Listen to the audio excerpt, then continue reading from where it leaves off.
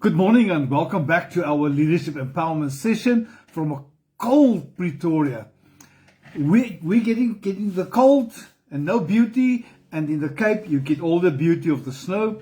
But they say there's a possibility of us having snow in Gauteng. I don't know how that will happen, but we are enjoying the time. We are alive and God is good all the time. I want to talk to you this morning on a topic that I believe it's a challenge for nearly all NPOs, NGOs, and churches. And that is how to attract and how to keep volunteers involved and active. And don't fall into the trap that says you have to pay people always. And that's the only way you will get them committed and active and functioning. Yes, it helps. But there are very few NPOs and NGOs and churches that can employ people full-time to replace all volunteers. So that is normally not the case and it cannot happen. But this is the natural way of thinking. Pay people to do something to get them involved. But money alone will not keep people involved and committed.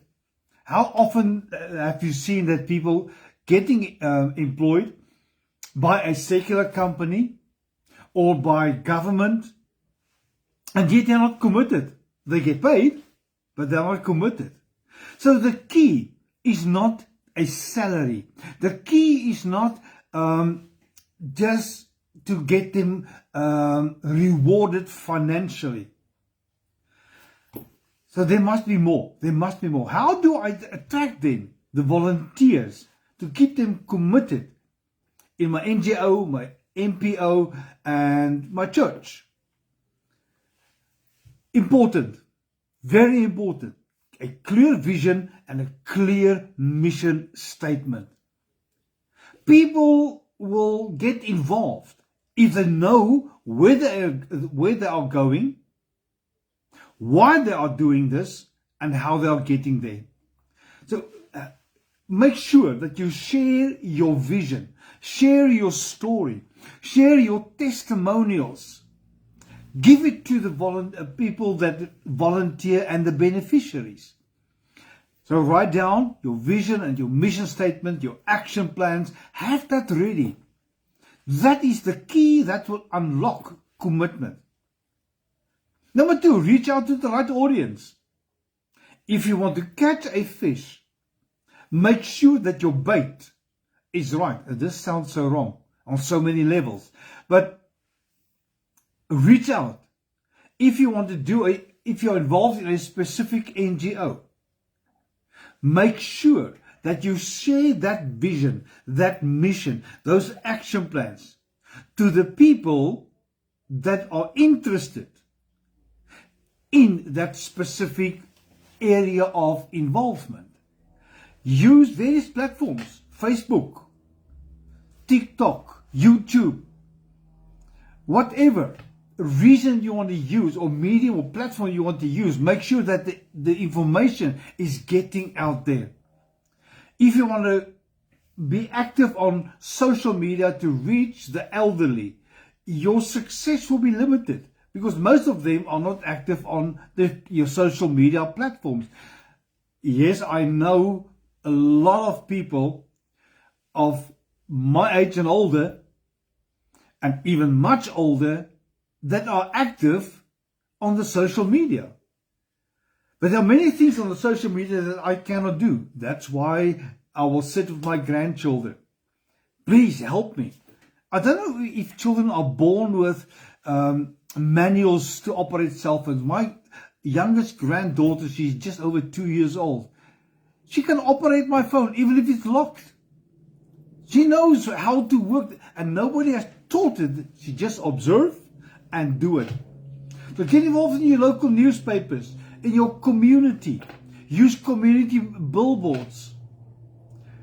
Approach and post on volunteer websites. Become involved in volunteer events.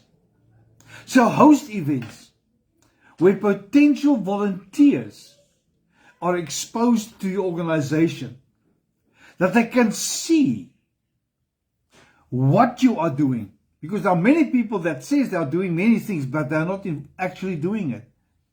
They are posting and get scam so many other people, and that hurt your legitimate NPOs, NGOs.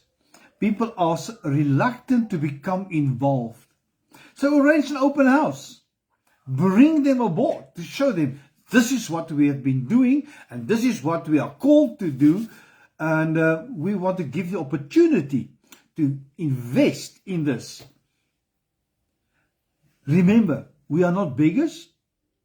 As an NPO and an NGO, you're not a beggar. You're creating opportunities for people to become part of the bigger picture. Why can I say this? Because we are not doing this for our benefit. God has said, do it.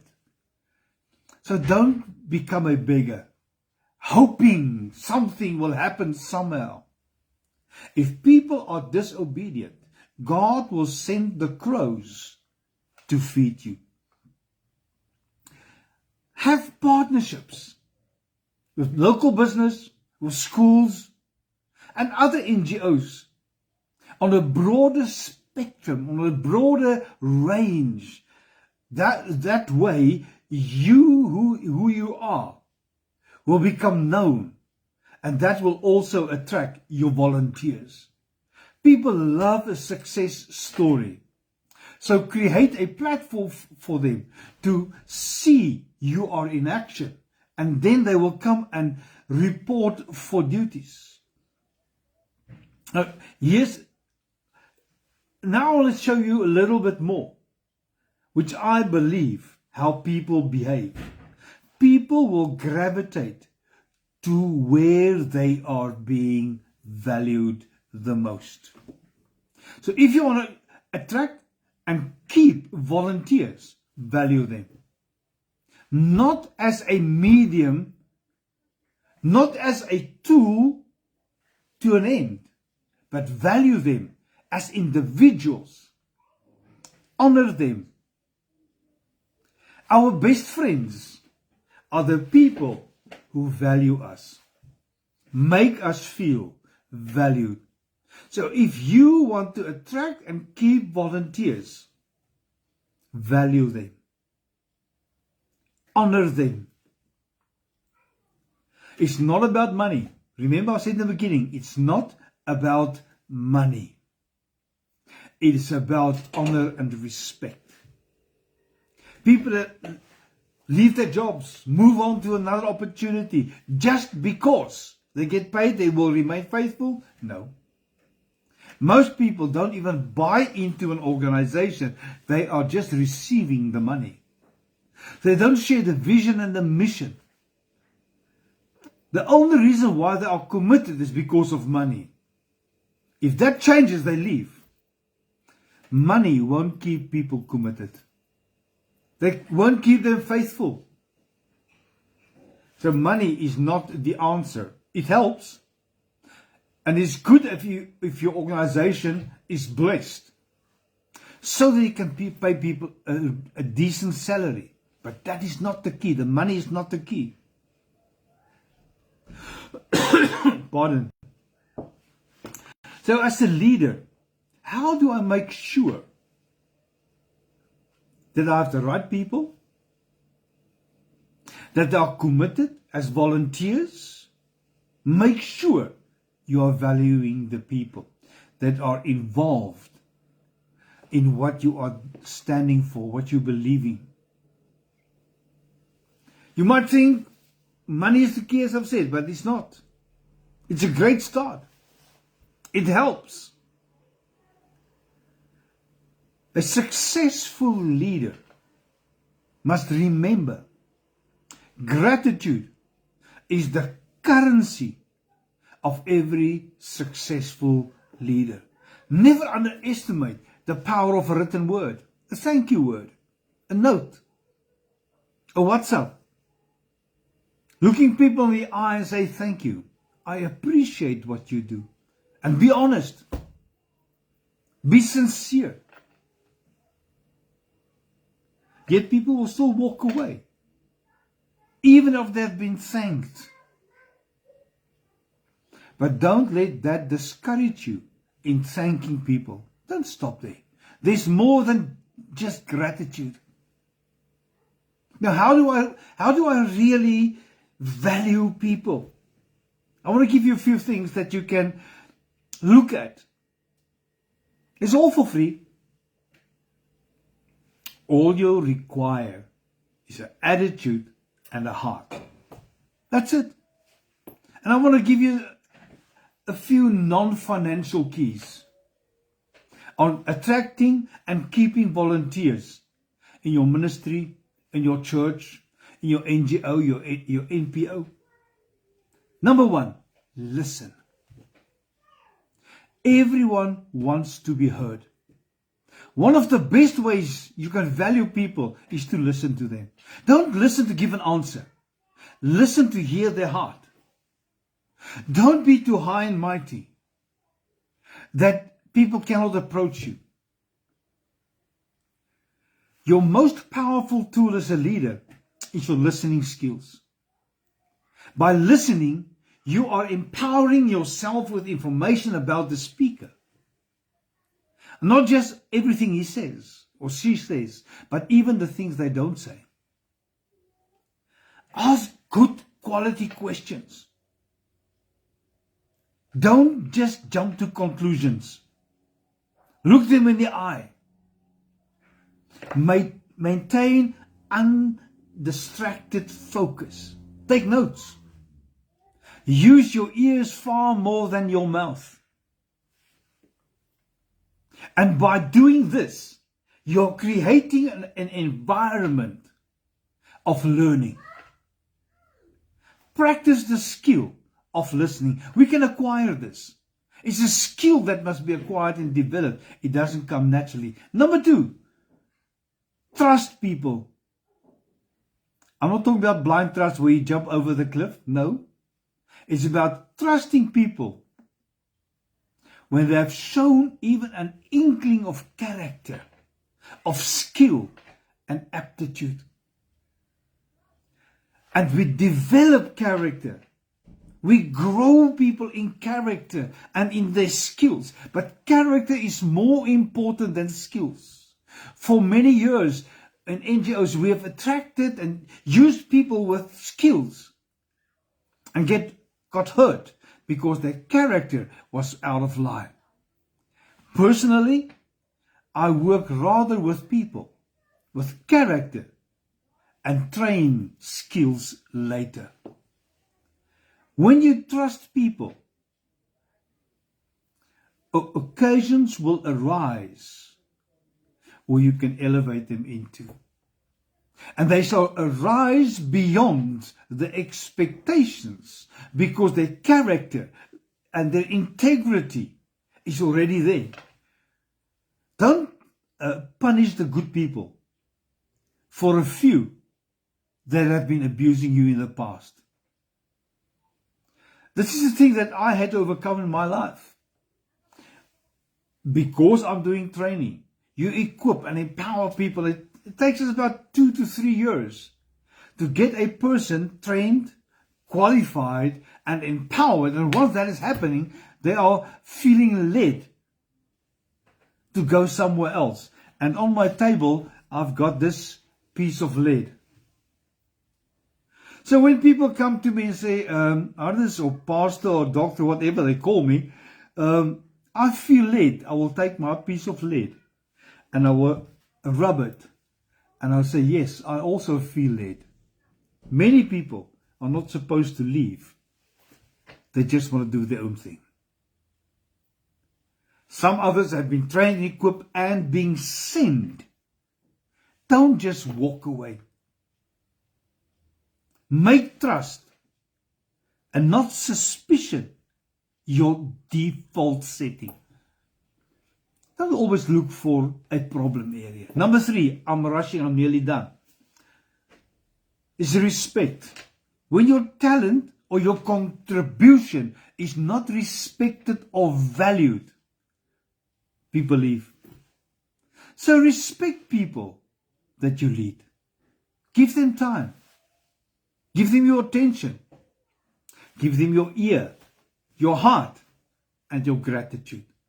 Don't we use people for your benefit?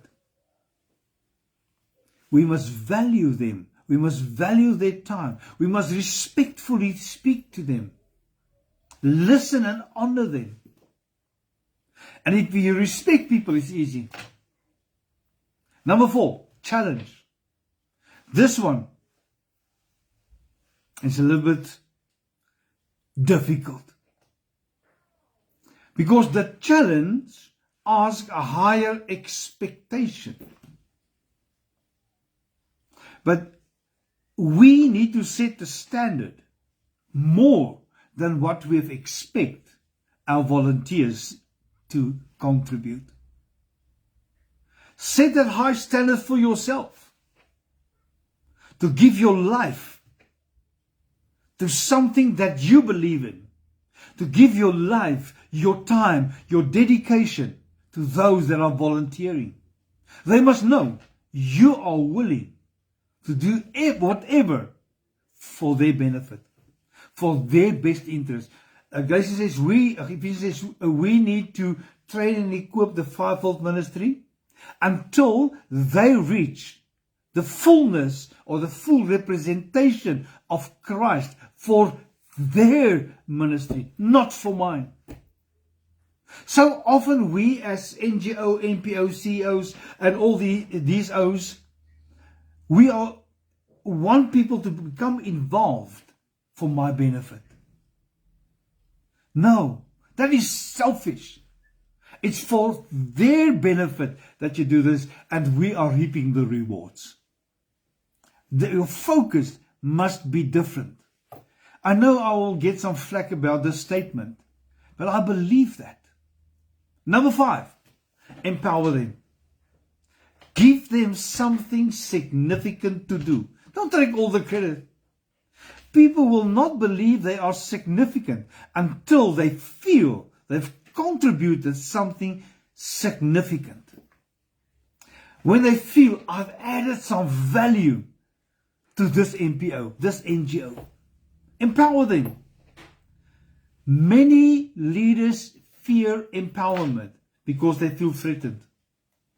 And they are afraid that once you raise them up, you empower them, they will go rogue. It can happen. And it has happened. And it will happen in the future as well. Because we are working with people. And as I said in the previous point, don't punish the good ones based upon the few. And if you really want to see your NGO, your NPO, or your church grow, we need to have we have to have empowered and aligned people in that organization. And if you want to empower your team, use this formula. Clarity plus simplicity plus alignment brings scalability. Let me repeat this. Clarity, vision. Simplicity, make it simple. Align them to God, not to us, to God. And then we shall escalate scalability. We shall grow and have the greatness. So how do you retain your volunteers? Onboard training. Empower them. Recognize and appreciate them. Engage. Assign tasks that match the volunteer skills and interest. Communication, communication, communication. Flexibility. Don't be set in rigid patterns, because we are working with people. Life change. Get feedback and improve where you need to be. This is basically a very a topic that can be unpacked over a whole day's seminar. But I've brought you this morning a nutshell of about 20-25 minutes a teaching. And you are welcome to use this. Listen to it. Share it with your friends on your social media platforms. And I am going to load it on my YouTube channel. And you are welcome to use this material. And if you want me to come to your organization, to your church, to come and speak, to come and minister, you're welcome to contact me. We have traveled across the globe to 25 nations where we have done exactly that. Thank you for investing your time, for setting time aside. I honor you, respect you for listening to us. And the last thing before I go, please visit our website, Spearpoint Publishing House, and you shall be blessed about the publishing house. Thank you for tuning in. God bless you.